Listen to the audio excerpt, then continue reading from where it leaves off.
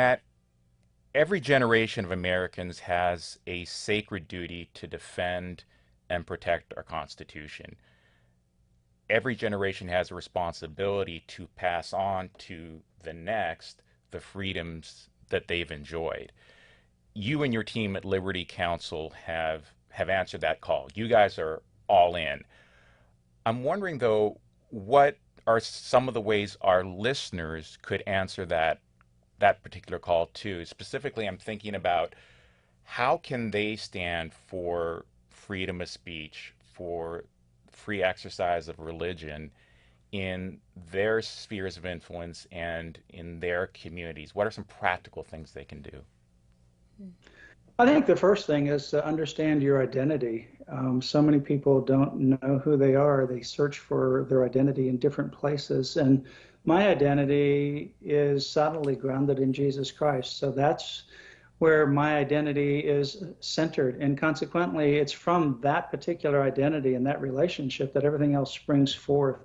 Truth is always truth, and it's never going to change throughout eons of the ages. So don't be afraid of speaking the truth, even when the populace goes the other way.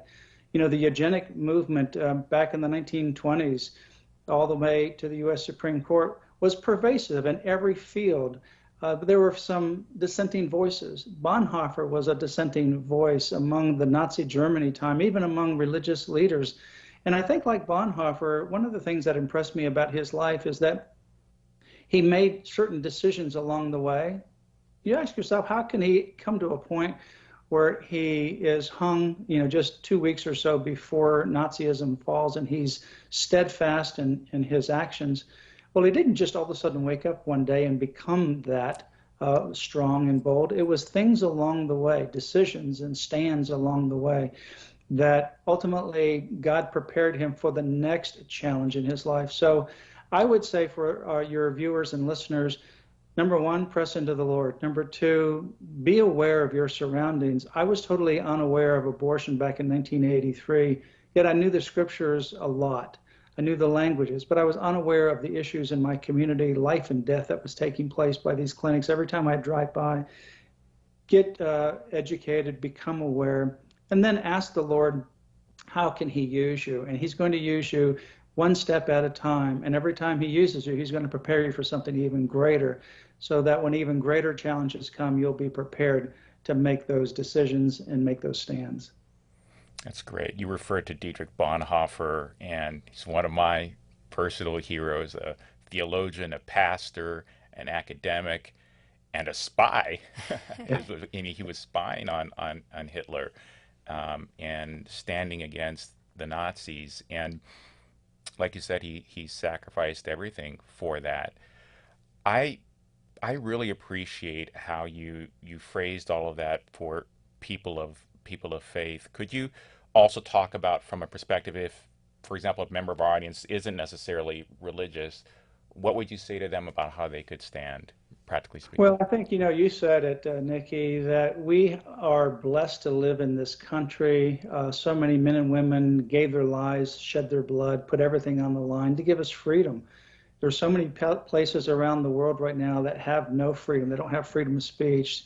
They're coerced by the government. They're censored much more than anything that we could ever imagine. We are born, we live in, or we are part of this nation that is a land of freedom that gives us incredible opportunity. And that is a gift, and it's an obligation for us to pass on, to maintain the torch of liberty, but to pass it on to the next generation so that they can enjoy the kind of freedom that we enjoy. So it doesn't really matter what your worldview is in terms of religion. The fact is, I think there's always, no matter what your faith is or whether you don't have any particular basis of faith, we all have this longing and desire to be free. That's an innate human thing that we all share, no matter where we are, that we love freedom, we want to be free, and we have the obligation to be able to pass that on to future generations. And as Ronald Reagan says, it doesn't get passed on in your DNA. Each generation has to fight for it. Well, Matt, I want to build on what you were saying, that you don't just wake up one day and become a brave constitutional rights and civil liberties activist like you. What was one of your early stories about a major obstacle you faced and you really had to push through with perseverance and resilience? And how did you stay encouraged despite this big challenge? Could you share with us a story like that?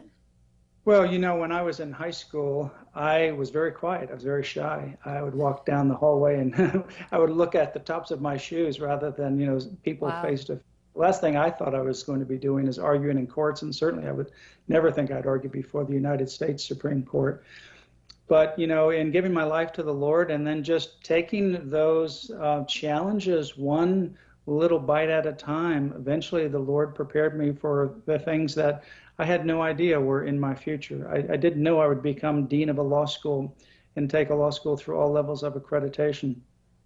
So it's just really baby steps, if you will, where the Lord prepares you step by step to take you places where you didn't think you were going. In fact, the Gospel of John, at the very end of the passage, it's talking about Peter, and it says, when we're young, you basically clothe yourself. When you get older, somebody else directs you.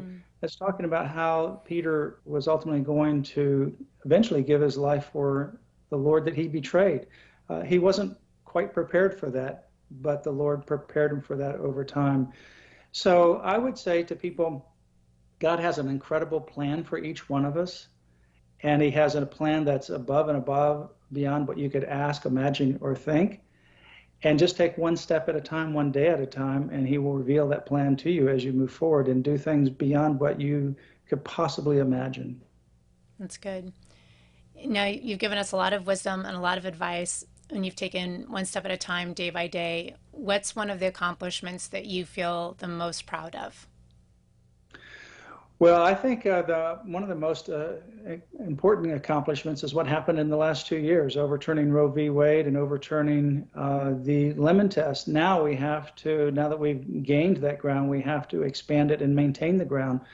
And the other accomplishment is launching a K through 12 Christian online academy to train a whole new generation of children from kindergarten up. And our vision is to move beyond kindergarten through 12th grade to college and university as well, to have this incredible base of education, because our educational system, as you know, is broken. It's certainly challenged, and we can't keep on doing the same thing. So we have been very blessed to work with so many good people, and we're very excited about one of the new ventures that we're doing with our Covenant Journey Academy, which is our K through 12 full service online Christian-based education. Wow, that's great. What can our audience do to support Liberty Counsel?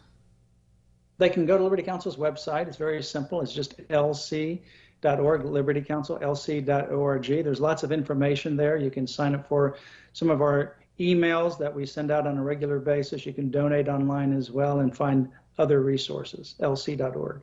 lc.org. And I was on your website earlier and preparing to talk with you and saw some of your amazing work that you're doing in the big cases. What's some of the big cases you'd like to highlight for us? Well, we just filed a petition to the Supreme Court this week with regards to healthcare workers out of Maine. And it's a big issue, a clash between the federal law and state law. We have a petition that is pending there on Sandra Merritt, and she is the individual who was one of the undercover videographers regarding Planned Parenthood's baby body parts for sale scheme. That could likely go to the U.S. Supreme Court. It's a huge issue that is against Planned Parenthood pending before the U.S. Supreme Court, and that's just one of many, many cases that we're involved in. Yeah, it's interesting that instead of criminalizing the behavior of selling baby body parts, they criminalize the undercover investigative journalist. That's right. And if this case were to stand, it would literally be a very big threat to any undercover journalist in the country. In fact, in California, we actually argued just before this case, there was a PETA. In fact, PETA filed an amicus brief in our support at the Court of Appeals because they did undercover investigation of animal abuse with the hidden cameras and so forth. And it ultimately changed the animal abuse that they were trying to uncover and expose. Sandra Merritt and David Daleiden did the same thing with this unbelievable undercover documentary or video that was all done in public places where people were bragging about Wow. harvesting baby body parts and selling them for enormous amounts of profit.